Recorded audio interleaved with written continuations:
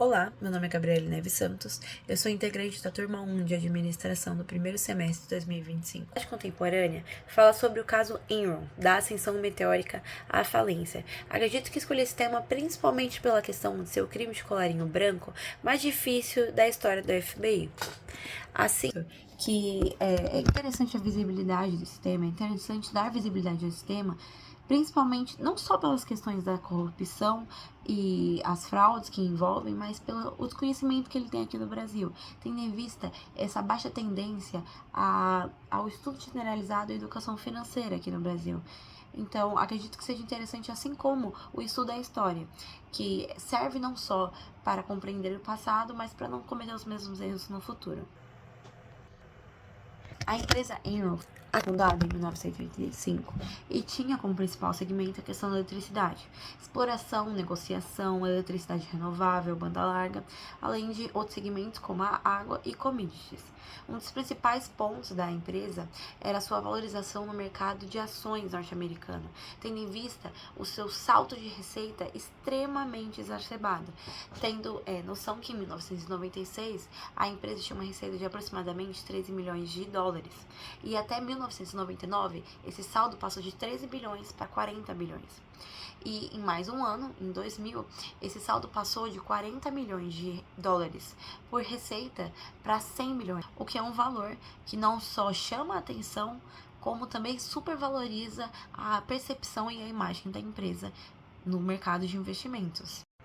O ponto principal é taxar essa imagem de organização ideal, onde todos deveriam investir, todos os stakeholders deveriam ter total de seus investimentos na Enron, considerada como uma American Dream.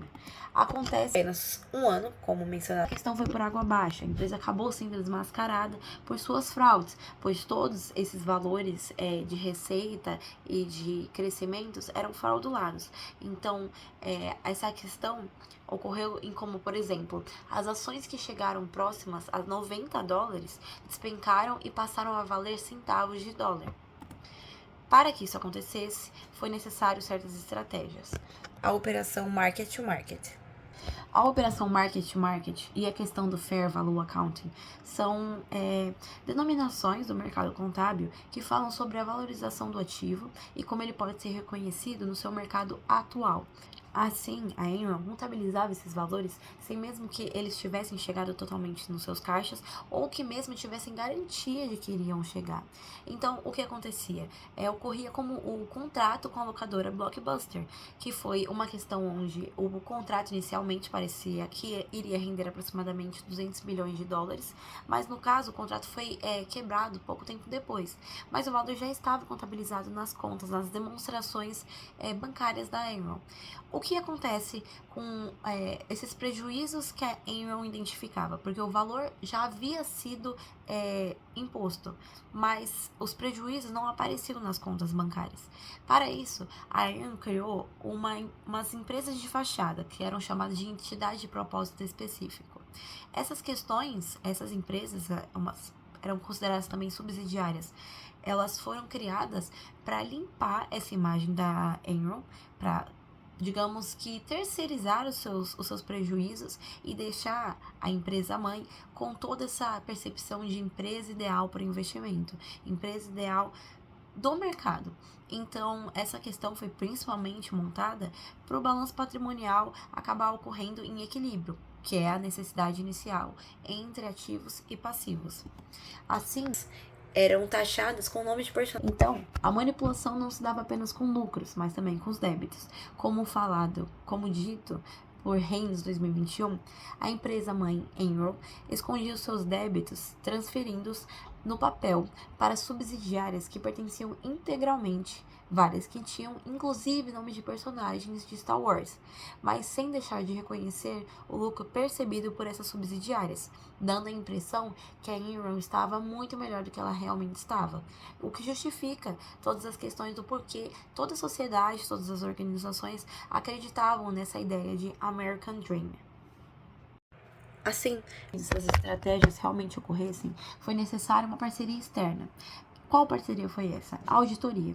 Todas as empresas contábeis necessitam de passar do processo de auditoria, para que possam ter os seus documentos, as suas demonstrações contábeis verificadas e analisadas. A Enron validava as suas demonstrações através de também uma auditoria fraudulenta, o que ocorreu com a empresa Arthur Andersen, que era considerada uma das 5 principais empresas de auditoria da época, onde elas formavam o Big Five.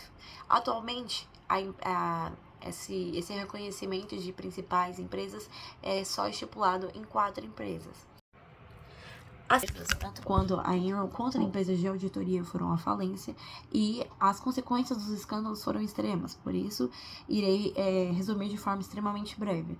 22 pessoas foram condenadas, considerando internas da Enron e da auditoria, além de que diversos stakeholders, diversos investidores não receberam seus valores de volta, então acabaram saindo em prejuízo. E uma das principais consequências foi a aplicação e a mudança na regência de leis. Assim, em relação à legislação, foi criada uma entidade sem fins lucrativos de auditoria para que pudesse amenizar essa questão da corrupção no meio contábil. Sobre esse tema em geral, existem diversas referências, tanto quanto na internet, que são extremamente válidas, no YouTube, mas também tem um livro que fala sobre... O nome do livro é Os Caras Mais Inteligentes da Sala, The Smartest Guys in the Room, que fala exclusivamente sobre esse caso e como esse escândalo teve um impacto no cenário econômico, principalmente analisando sobre as mentes brilhantes que coordenaram todas essas questões. Então, muito obrigada, boa noite, espero que tenham gostado.